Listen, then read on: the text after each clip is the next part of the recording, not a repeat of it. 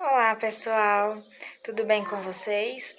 Eu me chamo Amanda, eu sou estudante do IFP, mas estou estagiando no Liberalina. Então, a aula de ciências hoje é comigo, viu? Agora vamos dar início à nossa aula de ciências. Bom, aqui nós temos o nosso plano de estudo e agora vamos observar a nossa segunda aula, que é essa aqui que vocês estão vendo. Vamos ler da página 157 a 161 do livro de Ciências para a compreensão do conteúdo, olfato, gustação e tato.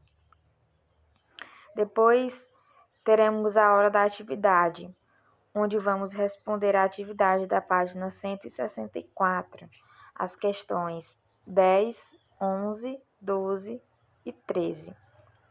Peguem o livro de vocês para acompanhar a leitura do conteúdo. Nós vamos falar um pouco sobre audição e equilíbrio. Ouvir aquela música da qual você gosta, diferenciar as notas tocadas em um instrumento, perceber o canto de um pássaro, ouvir o som de um carro que se aproxima na rua, são algumas importantes funções da audição. Os órgãos popularmente conhecidos como ouvidos nos permitem muito mais do que ouvir sons. Eles também são órgãos de equilíbrio e fornecem ao cérebro informações sobre o movimento e a posição do nosso corpo. Alguns cientistas que estudam a anatomia do corpo e dão nome aos órgãos recomendam que se use o termo orelha em vez de ouvido. A orelha ela é dividida em 3 regiões: orelha externa, orelha média e a orelha interna. A orelha externa tem a função de captar o som e levar até a orelha média. Ela é formada pelo pavilhão da orelha, pelo meato acústico externo e pela membrana timpânica. O som chega até a orelha externa, passa pelo meio acústico externo e atinge a membrana timpânica, que vibra com o som. Essas vibrações são transmitidas para 3 ossos da orelha média, como o martelo, a bigorna e o estribo, que vibram e ampliam o som na nossa orelha, fazendo vibrar um líquido no interior da cóclea. A cóclea ela é um tubo com forma de caracol que está na parte interna da nossa orelha.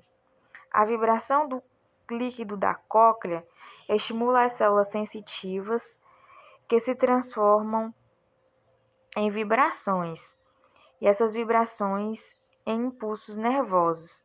Esses impulsos são levados para o nosso cérebro e no nosso cérebro são transformados em sensação de sons. Aqui nós temos a imagem representada na nossa orelha, como a cóclea, temos o pavilhão da orelha, o meato acústico, dentre outros. Agora nós vamos falar um pouco sobre o olfato. O olfato tem como seu principal órgão o nariz. Bom, ele faz com que a gente possa sentir o cheiro de um pão, de um bolo saindo do forno, o perfume de uma flor, um cheiro de queimado. Pelo olfato, reconhecemos o odor de diversas substâncias. Desse modo, além de apreciar diferentes aromas, ainda podemos reconhecer situações de perigo, como identificar um alimento estragado ou detectar um vazamento de gás na cozinha. Isso acontece porque algumas substâncias soltam pequenas partículas no ar. Quando essas partículas chegam às cavidades nasais, localizadas no interior do nosso nariz, elas estimulam as células sensitivas que se concentram em algumas regiões das cavidades nasais do envoltório. e mandam mensagens para o nosso cérebro que identificam sensações de cheiro. E vocês sabiam que o olfato humano não é tão desenvolvido quanto a maioria dos mamíferos? Mas mesmo assim, temos cerca de 40 milhões de receptores que possibilitam perceber cerca de 10 mil odores diferentes. Bom, aqui temos a imagem da cavidade nasal e do nosso cérebro. Temos o nervo olfatório e os respiradores olfatórios. Agora vamos falar um pouco sobre gustação. O sentido da gustação nos dá informações sobre certas substâncias dissolvidas nos alimentos. Por meio da gustação, é possível perceber gostos diferentes e reconhecer diversos tipos de alimento. Podemos, por exemplo, identificar alimentos ricos em açúcares e evitar alimentos estragados. Mas assim como em relação ao cheiro, nem todas as substâncias prejudiciais podem ser identificadas pelo gosto. Na nossa língua, ou melhor, na nossa parte de cima da língua, há pequenas elevações que podem ser vistas a olho nu, as papilas gustatórias. Cada papila contém botões gustatórios, que só podem ser vistos com auxílio do microscópio. Aqui nós temos a imagem da nossa língua e na parte de cima as papilas gustatórias e também os botões gustatórios.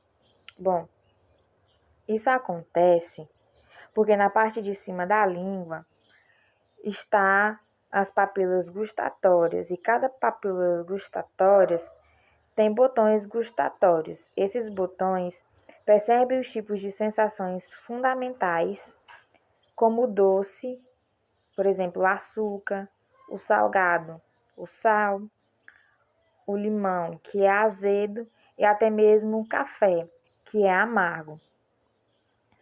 Esses botões gustatórios, eles são estimulados por pequenas partes de alimentos na saliva, que enviam mensagens para o sistema nervoso, que também recebe informações sobre o cheiro dos alimentos, e o cérebro reconhece essas mensagens e as transformam em sensações de sabor.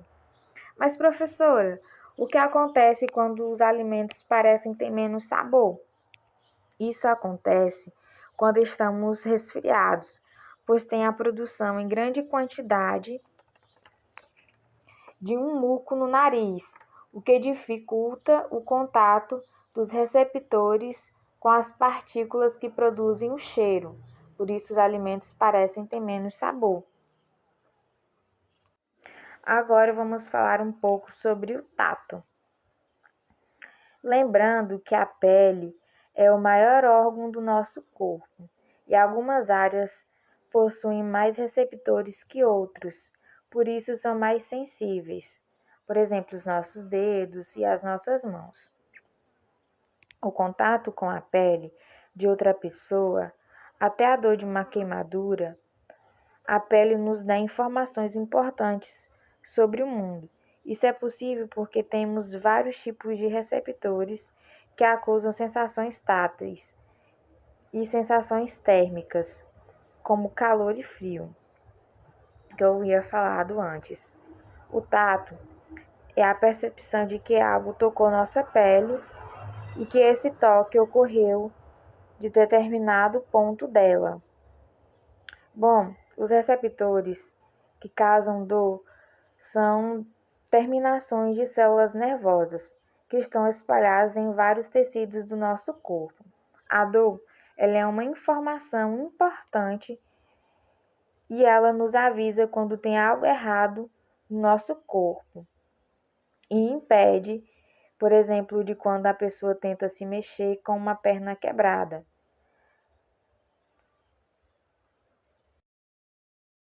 A dor é uma informação importante.